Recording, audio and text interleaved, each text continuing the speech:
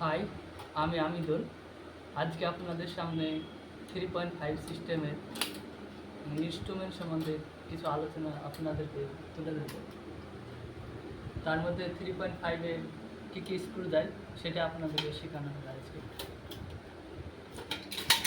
তার ভিতরে প্রথমে আপনি সেটের ঢাকনাটা তুলে ফেললাম। তারপরে এখানে প্রথমে ফার্স্টেরগুলো আছে, সেগুলো হলো নন লকিং কর্টিক্যাল।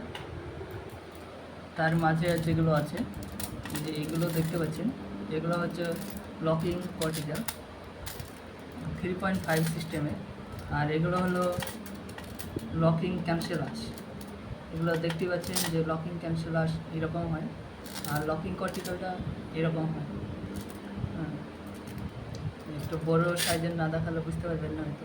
এটা হলো লকিং কর্টিক্যাল, আর এগুলো হলো লকিং ক্যান্সেলাস।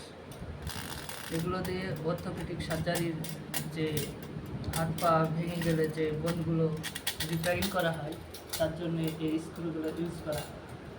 তো আজকে এই পর্যন্ত, আপনারা ভালো থাকুন।